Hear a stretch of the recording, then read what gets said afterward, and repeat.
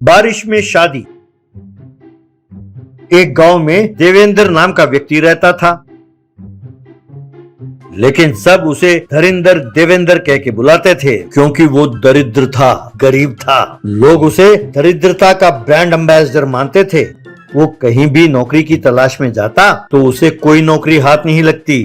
वो सवेरे सवेरे अगर घर से बाहर निकलता और उसका सामना किसी से हो जाता तो वो व्यक्ति, बाप रे, अरे ये दरिद्र कहाँ से सामने आ गया, आज तो मेरा काम होने से रहा, थोड़ी देर में घर में और बैठ जाता हूँ, फिर बाहर निकलता हूँ, कहकर अपने घर की ओर लौट जाता। देवेंद्र एक व्यक्ति से, अरे भाई नरेश, तुम्हारे पिताजी कैसे हैं? अरे उनका क्या, उनकी उम्र हो गई है तो क्या, एकदम पत्थर की तरह मजबूत हैं। तब नरेश, अरे मनहूस, जब देखो मेरे पिताजी के बारे में ही बात करते हो।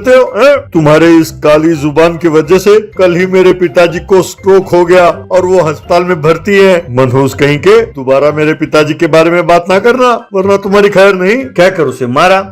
एक औरत, अरे मनहूस, क्या काली जुबान है तेरी, तू तो बड़ा तारीफ करता था कि मेरा पति जो है एकदम राम की तरह अपनी पत्नी से प्यार करता है, लेकिन कल ही पता चला उनका किसी और औरत के साथ चक्कर है। मनहूस कहीं के, दोबारा अपनी शक्ल मत दिखाना मुझे, हट, कहकर डांटा। इतना ही नहीं, जैसे ही वो एटीएम में पैसे निकालने के लिए कार्ड रखता, एटीएम मशीन खराब हो जाती।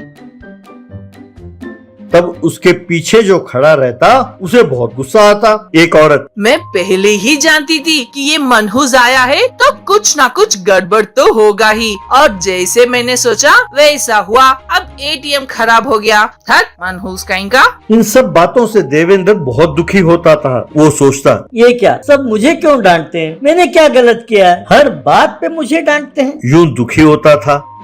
देवेंद्र के माँ बाप शादी के विचोले को बुलाकर देवेंद्र के लिए रिश्ता ढूंढने के लिए कहने लगे। तब शादी का विचोला, बाप रे, देवेंद्र के लिए रिश्ता ढूंढूं? माफ कीजिए, ये मुझसे नहीं होगा। तब देवेंद्र के पिताजी, भाई साहब ऐसे ना कहें, आप चाहें तो मैं आपको और पैसे दूंगा, हमें दहेज भी नहीं चाहिए, बस लड़की देख लें काफी है। तब शादी का विचोला, ठीक है, मैं कोशिश करता हूँ।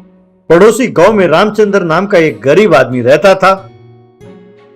उसकी एक शादी के उम्र वाली बेटी थी, उसका नाम था वैष्णवी। वो सारा गांव एकदम सूखा था, वहाँ बारिश नहीं होती थी। वहाँ के कुएं, तालाब सब एकदम सूखे हुए थे। पानी के अभाव में वहाँ कई सालों से बारिश नहीं हुई। एक दिन शादी का विचोला रामचंद्र के घर आया। वहाँ उसने देवेंद्र की फोटो दिखाई। रामचंद्र जी, ये लड़का बहुत नेक है और कह रहे हैं कि इन्हें दहेज नहीं चाहिए, इससे बढ़िया रिश्ता मिलना मुश्किल है। वहीं रामचंद्र का रिश्तेदार बैठा था, उसने फोटो देखा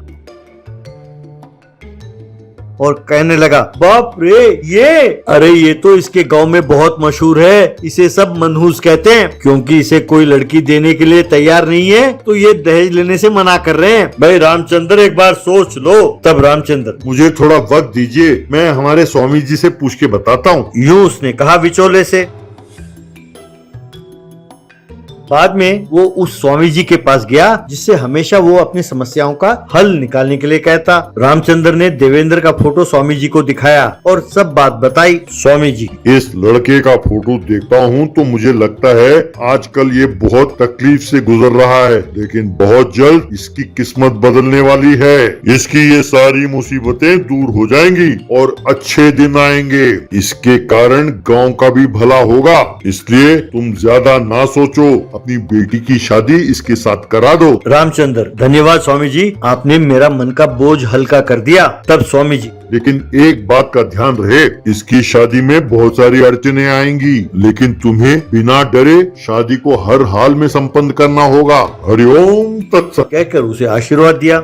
आखिरकार शादी वाला दिन आया। वहाँ शादी के मंडप पर दूल्हे की तरह सजा देवेंद्र बड़ा खुश हो रहा था और बार बार वो वैष्णवी की ओर देखने लगा। पंडित जी मंत्र पढ़ रहे थे, तभी बहुत जोर का तूफान आया। शादी का मंडप और बाकी सारा सामान हवा में उड़ने लगे। तभी बारिश शुरू हुई।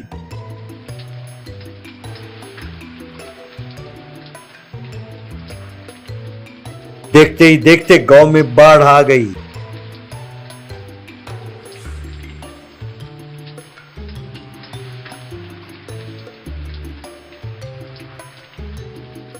तब पंडित जी, हे भगवान अब क्या करें, अरे मुहूर्त का समय निकला जा रहा है, कहकर परेशान होने लगा। तब रामचंद्र, पंडित जी ये शादी हर हाल में होगी, आप इन दोनों को एक बहुत बड़े बर्तन में बिठा दीजिए। ऐसा कहा। यूं उन दोनों को एक बहुत बड़े बर्तन में बिठाया जो पानी में तैरने लगा।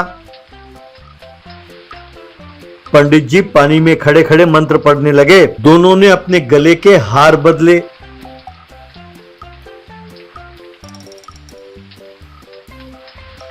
पानी में ही खड़े खड़े सबने उन दोनों को आशीर्वाद दी।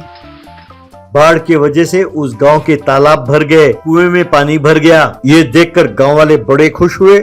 रामचंद्र देवेंद्र से, अरे वाह दामाद जी, आपके पाँव जैसे ही गांव में पड़े, गांव में पानी आ गया। ये तो गांव के लिए भला हो गया।